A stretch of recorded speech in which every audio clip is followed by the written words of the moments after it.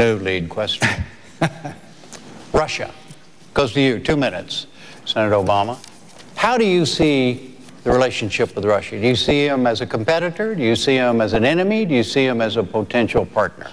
Well, I think that given what's happened over the last several weeks and months, our entire Russian approach has to be evaluated, because a resurgent and very aggressive Russia is a threat to the peace and stability of the region.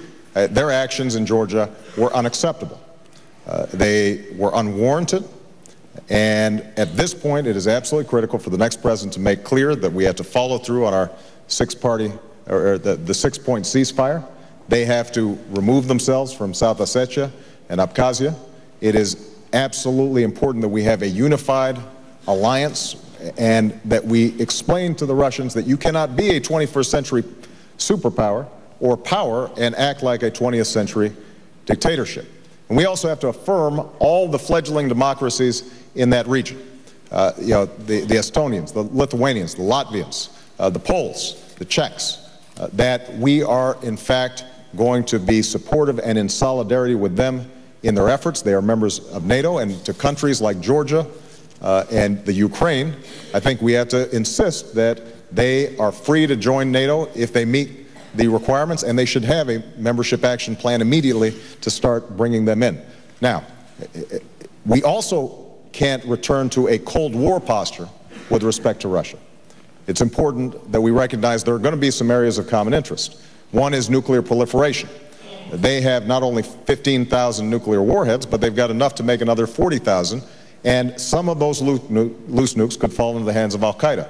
This is an area where I've led on in the Senate, working with a Republican ranking member of the Senate Foreign Relations Committee, Dick Lugar, to deal with the proliferation of loose nuclear weapons. That's an area where we're going to have to work with Russia, but we have to have a president who is clear that you don't deal with Russia based on staring into his eyes and seeing his soul.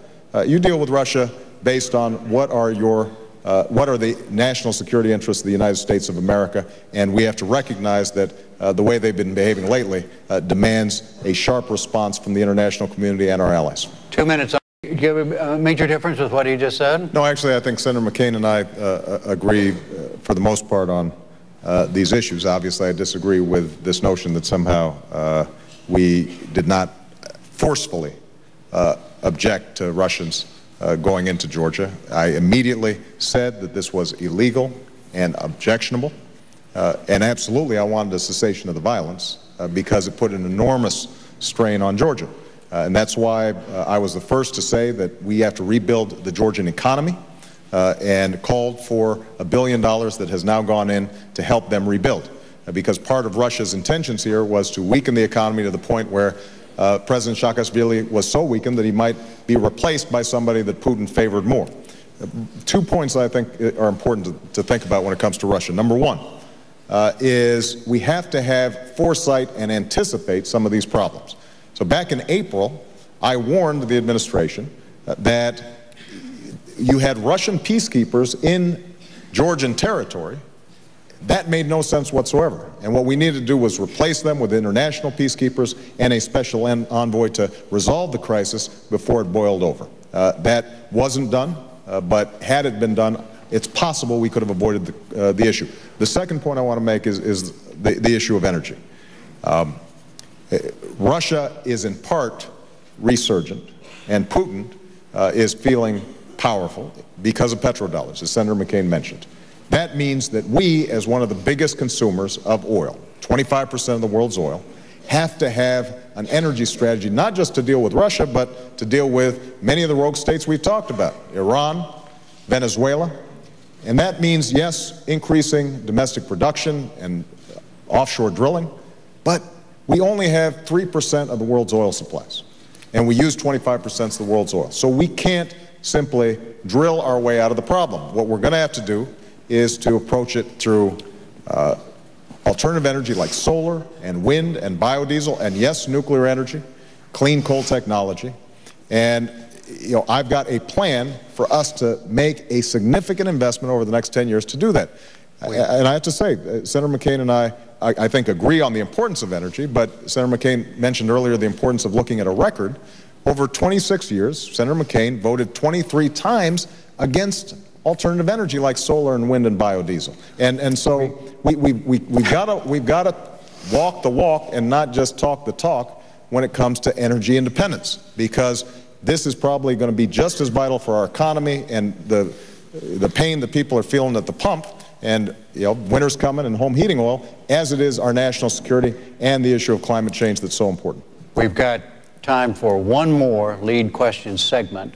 We're way out of. You could be a quick response, and no we'll go to the next. No one from Arizona is against solar, and Senator Obama says he's for nuclear, but he's against reprocessing and he's against storing. So it's hard to get there from John, there. I'm sorry. And offshore drilling is also something that is very important, and it is a bridge.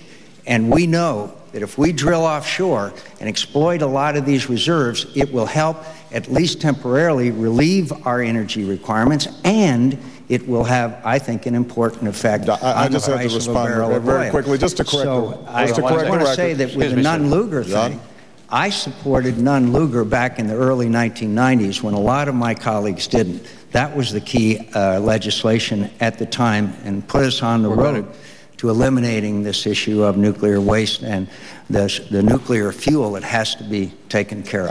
I just have to correct the record here. I have never said that I object to nuclear waste. What I've said is that we have to store it safely. All right. And Senator McCain, he says, talks about Arizona. I've got to make this point, Jim. Okay. He objects. I voted for alternate fuel all of my time. One at a time. No one can be opposed to alternate energy. Let's move on. You got one more energy. You got one more question.